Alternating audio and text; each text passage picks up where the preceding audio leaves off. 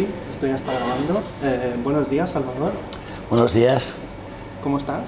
Pues bien, bueno, pues aquí recién llegado a Barcelona con ganas de enfrentarme a todo hoy y bueno, con ganas también de estrenar aquí la peli. Yo siempre empiezo las entrevistas preguntando lo mismo. ¿Por qué haces cine? Pues hago cine porque desde siempre era la ilusión de mi vida. O sea, yo recuerdo de pequeñito, mi padre tenía una cámara de vídeo. En aquel entonces no tenía muchas cámaras, o sea, la gente no tenía cámaras en su casa, pero mi padre, que era un aficionado a todo lo que era electrónica y cosas así avanzadas y tecnología, pues tenía una. Yo me dedicaba con mis primos a hacer anuncios, a hacer tonterías y tal, y yo ya creo que ahí está el germen. Pero vamos, de siempre quería ser director de cine. Y bueno, siempre todo el mundo me decía, bueno, a ver, sí, eso es muy difícil. Apoyando ahí, ¿no? Pero bueno, oye, mira, al final no fue mal. O sea, yo creo que hay que creer en los sueños, ponerse metas y bueno, luchar, ¿no? Y después de toda la vida dedicándote a la televisión, de repente, 1898, los últimos de Filipinas, ¿fue difícil dar el salto? A mí sí me ha costado. O sea, yo sé que hay gente que por ejemplo, bueno, pues Amenábar, ¿no? Que empieza haciendo un corto, otro corto y de repente le proponen hacer una película. Yo desde luego toda mi vida mi ilusión era hacer cine y lo saben toda la gente que me conoce y pues me ha costado. Yo creo que bueno, pues hoy día cada vez está más diluido la diferencia entre cine y televisión. Creo que se están haciendo cosas muy buenas y de gran calidad en televisión y también en cine, ¿no? Y entonces, bueno, pues cada vez los profesionales van pasando de un lado a otro y ahora, de hecho, no hay un director de cine que no tenga una serie de televisión. O sea que, bueno, pues realmente yo creo que esas fronteras ya se han ido haciendo cada vez más delgadas y por fin, bueno, pues también la gente que hacíamos tele hemos empezado a poder contar nuestras historias en cine. Y bueno, pues lo que sí que te ofrece muchas veces el cine es la posibilidad de contar tu historia un poco más personal, ¿no? Porque tú en televisión has visto todo el proceso, ¿no? Desde sí. tantos años, desde cómo se hacía la serie, ahora cómo se hace, cómo se promociona, tal. Sí, yo desde luego, claro, como arranqué haciendo Policías, fue la primera serie que yo dirigí. Y entonces, bueno, pues era una serie que, digamos, el formato de vídeo era malísimo. Yo creo que no me acuerdo si ni siquiera era digital. O sea, teníamos las Betacam normales, SP. Y entonces, bueno, pues el paso a digital, bueno, pues es verdad que, por ejemplo, no podíamos grabar con muy poca luz. Tenías que poner muchísima luz para que se registrara. Entonces, bueno, pues a nivel técnico se han ido mejorando muchísimo, ¿sabes? Porque el soporte ahora mismo es el mismo. O sea, prácticamente casi todas las series están trabajando con las Alexas y tal, que son las cámaras que se utilizan en cine. Entonces, bueno, pues en ese sentido se ha equiparado muchísimo a nivel técnico. Y luego, bueno, pues también yo creo que toda la crisis de los guionistas en Estados Unidos, esa cosa que se pusieron en huelga y muchos terminaron yéndose a la tele, pues hizo una fuga de cerebros muy importante a la televisión. Y bueno, de alguna manera marcaron un camino nuevo para la tele de todos los sitios, de todo el mundo. Y eso yo creo que, bueno, pues nos ha beneficiado a todos. Entonces, bueno, pues sinceramente yo creo que estamos en un momento muy dulce para cualquier formato y bueno, hay que aprovecharlo. Tu primera película, Asia, un reparto coral, una historia, contexto histórico, que ya sabía, es como una especie de remake, sin serlo, por supuesto. Y ahora África. ¿Cómo surge esto de África? ¿A partir del niño Adu? ¿A partir del señor de la reserva, el personaje que hace Luis Tosar? Pues mira, te contesto la primera. En principio, Los últimos de Filipinas, es verdad que no suena a un proyecto personal, pero porque era un proyecto de Enrique Cerezo, que él quería hacer un remake de la peli de 1945, la de Román, Y bueno, pues andaba buscando desde tiempos inmemorables bueno, pues un reparto para hacerlo y un director para hacerlo. Yo sé que pasaron muchos guiones por su despacho. Bueno, hubo actores como Rodolfo, o sea, el padre Sancho Gracia, o el propio, ¿cómo se llama? Ahora no, bueno, Antonio Banderas, creo que también estuvo en uno de sus repartos, en fin, bueno. La historia es que no se pudo hacer y bueno, pues un día nos llamó Pedro Costa, el productor, nos llamó y nos dijo a Alejandro Hernández y a mí, con el que bueno, pues habíamos trabajado en proyectos pero nunca había terminado de salir nada y tal, bueno, pues nos dijo, oye, Enrique está buscando esto, ¿queréis hablar con él y proponerle algo? Y de repente, bueno, pues nos leímos un poco de documentación sobre esa historia y pensábamos, bueno, ¿cómo podemos contar una historia que sea más nuestra y tal, partiendo de esto? Por supuesto dijimos, no vamos a hacer un remake porque la historia de aquel entonces no tenía nada que ver con digamos, la mentalidad de hoy día, ¿no? Era una peli belicista, la que bueno, yo creo una peli de su época, ¿no? Sí, en la que, bueno, el director era uno de los guionistas de Raza, entonces, bueno, junto con Franco, entonces, bueno, pues claro, no, ideológicamente no nos iban a encontrar allí, entonces, remake, sabíamos que no lo íbamos a hacer, y entonces, bueno, pues lo que sí hicimos fue darle un poco la vuelta a la historia y pensar, bueno, pues ¿por qué no hacemos una peli sobre el sinsentido de las guerras en un episodio que era casi la expresión máxima del sinsentido, ¿no? Porque eran unos tipos encerrados en una iglesia durante un año cuando la guerra ya ha terminado, pensando que sigue existiendo esa guerra. Entonces nos parecía que era perfecto ese episodio para poder contar que las guerras no tienen ningún sentido y que siempre hay detrás poderes económicos que les interesa hacerlas. Entonces eso fue un poco lo que nos animó a Alejandro y a mí a meternos en ese proyecto. Yo creo que eso sí que lo he aprendido de trabajar en televisión, es darle la vuelta a un proyecto que inicialmente a lo mejor te es ajeno y conseguir convertirlo en algo tuyo propio, ¿sabes? Y bueno, pues en este caso la peli sí que tiene mucho que ver conmigo, la nueva, la de Adu, porque sí que surge, pues precisamente mientras estaba rodando Los últimos de Filipinas, estábamos en Santa Lucía de Tirajana y allí nos fuimos, que es en las Islas Canarias, y estábamos... Santa Lucía, vaya nombre. Sí, es un nombre de un pueblecito del interior y tal, fabuloso, o sea, espectacular, o sea, lo recomiendo de vacaciones porque es tremendo, unas gargantas, bueno, da un poco de vértigo llegar allí y tal, porque tiene unos desfiladeros, pero es espectacular. Y entonces allí estuvimos rodando lo que era Valer, el pueblecito de Filipinas. Y al lado hay un pueblo que se llama Vecindario, y en Vecindario había un centro de CEAR, que es la Comisión Española de Ayuda al Refugiado. Entonces allí, bueno, pues se vino conmigo mi pareja y estuvo de voluntario mientras yo estaba trabajando en la peli, pues, y entonces me iba contando continuamente pues, casos de gente que además en verano suele llegar en muchas pateras allí. Bueno, pues gente que iba llegando y que se quedaban en ese centro de CEAR y tal a vivir. Y entonces, bueno, hubo dos historias que a mí me conmovieron, me pusieron los pelos de punta y dije, joder, hay que hacer algo sobre esto. Una de las historias, y que bueno, te lo resumo un poco, pero era una historia de un niño que llegó con su madre y con sus dos hermanas, y en principio era del Congo, y bueno, pues en principio todo estaba ok, pero un día le descubrieron diciéndole a la madre, señora Joela, y ella le contestó, aquí llámame mamá. Y tal, y entonces, bueno, pues a partir de ahí empezaron a investigar y tal, y resulta que la tipa, pues, no era su madre y lo traía, ella era parte de una red de tráfico de seres humanos y lo que traían al niño es para desguazarlo y vender sus órganos.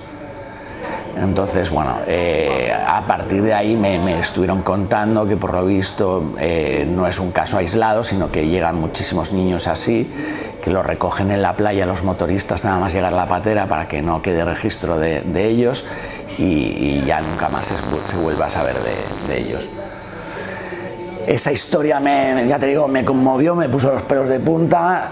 Había otra historia de otro niño de Somalia que había tenido que huir porque su padre, su tío le violaba y era un señor de la guerra, o sea, una historia terrible. El tío había atravesado el desierto del Sáhara, había llegado prostituyéndose hasta Marruecos y consiguió con el dinero de la prostitución las 3.500 euros que vale la plaza en una patera. Y cuando llegó a España, a las 2 semanas murió de SIDA. Entonces, bueno, yo dije, mira, son casos que te impactan, porque además estos chicos habían venido a ver el rodaje y tal, les invitamos a ver el rodaje y bueno, pues creamos ya un poco de vínculo con ellos y efectivamente les pusimos cara y ojos, ¿no? Que es un poco lo que hace esta película, que es ponerle cara y ojos a la inmigración. De alguna manera poner, ¿sabes? Cuando tú ves a ese niño, a nuestro Adu, le ves lo que le ha pasado, yo creo que ya no lo ves de igual forma que cuando ves una noticia en el informativo o en la portada de un periódico. Llega una patera, no sé cuántas pateras han llegado, tal. Eso realmente ya estamos como anestesiados. Pero cuando de verdad te cuentan la historia de uno de estos niños o de estas personas que viajan en una patera, entonces te cambia la perspectiva y eso es lo que un poco pretende esta película, ¿no? Por eso te digo que sí que es una película muy personal y bueno, yo estoy muy contento con el resultado y creo que bueno, pues aportará un granito de arena para poder cambiar conciencias de mucha gente, ¿no? Supongo que lo más difícil fue encontrar a los chavales, ¿no? Bueno, fue un casting complicado porque no hay actores de 6 años y bueno, menos de raza negra en España, ¿no? Entonces podíamos haber buscado en París, pero yo luego decía, hostia, un actor de 6 años, o sea, un niño de 6 años no es capaz de componer un personaje, no es capaz de prepararse, de decir, bueno, voy a hacer un niño que no tenga, o sea, que anda descalzo, que come con las manos, que es capaz de dormir encima de un cartón con naturalidad.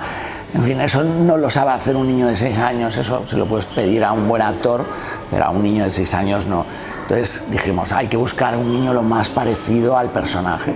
Entonces la idea fue buscar ese niño en Benin y tal, que era donde íbamos a rodar, y buscar que se pareciera de alguna manera a nuestro Adu. Y bueno, pues se fue para allí Cendrine Lapuig, que es una jefa de casting que ha trabajado muchas veces con Isaki Lacuesta haciendo casting de calle. Y entonces ella querido Isaki, sí, también ha pasado por sí, pues es estupendo, la verdad. Y entonces, bueno, pues ella, que está muy especializada en ese tipo de castings de gente, digamos, que no es profesional, pues estuvo buscando y estuvo durante 1 mes y medio en la capital de Benin. No terminaba de encontrar, estaba ahí como, me decían, ¿sabes que no doy con él? Y nos pidió permiso para irse más al norte, para irse hasta, bueno, pues un pueblecito que está en el norte, ya frontera casi con Níger y tal, y allí, bueno, pues es más peligroso porque es verdad que está cerca de donde se esconde Boko Haram, ¿sabes? El grupo terrorista que actúa en Nigeria y tal, o sea que era una zona conflictiva. Los productores al principio, Edmond y Javier, decían, oye, a ver, tened cuidado y tal con lo que hacéis. Pero bueno, al final ella estaba súper convencida de que allí lo iba a encontrar y bueno, pues un día saliendo de una escuela con su ayudante, iban con el trípode de la cámara y de repente se les acercó un niño que iba con harapos y tal, y que bueno, vivía en una chabola sin agua y sin electricidad, y les dijo, oye, blancas, ¿qué hacéis aquí? ¿Qué hacéis con una cámara? Y ese niño era Mustafa, era Adu. Entonces, la parte más difícil de hacer esta película, ¿qué es? O sea, ¿ha sido el rodaje? ¿Ha sido plasmar lo que estaba escrito en el guión? O sea, porque es una película que constantemente va a poner letreros de donde te ubicas, porque es difícil, ¿no? Porque estás hablando sí, de todo un universo. Sí. Todo un continente casi. Sí. Un viaje de 3.000, 4.000 kilómetros. Claro, sí, el viaje es brutal porque arranca en Camerún y termina en Melilla. La vuelta a España, ¿no? Sí, bueno, más que eso, o sea, es que recorrer muchísimos países, o sea, es prácticamente recorrer la mitad de África entera. Entonces, la verdad que fue muy complicado el rodaje porque era una road movie continua. Entonces, en una road movie, claro, tú vas cambiando continuamente de paisaje. Entonces, requería en guión, los niños atraviesan prácticamente, son cinco países, o sea, Camerún, Senegal, Mauritania, Marruecos, y llegan a España, en fin. Entonces, bueno, tremendo. Entonces, se necesitaba, además, eran países muy diferentes, unos Camerún es África ecuatorial, Senegal ya es Sahel, Mauritania es desierto del Sáhara, Marruecos sí que ya, bueno, se puede parecer un poco más a España en ese sentido, pero son muy diferentes.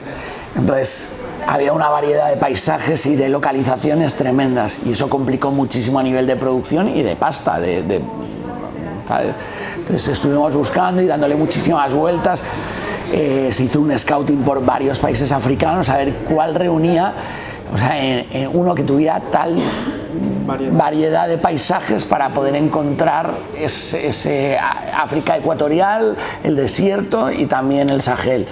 Y bueno, pues el que reunía un poquito estas características fue Benín, que sí que tiene como esa variedad porque es muy alargado y luego es un país que, por suerte o por desgracia, no tiene petróleo, no tiene riquezas naturales a nivel de diamantes ni nada de eso. Entonces el hombre blanco lo ha dejado en paz y no ha tenido ni guerras, ni guerras civiles, ni historias así.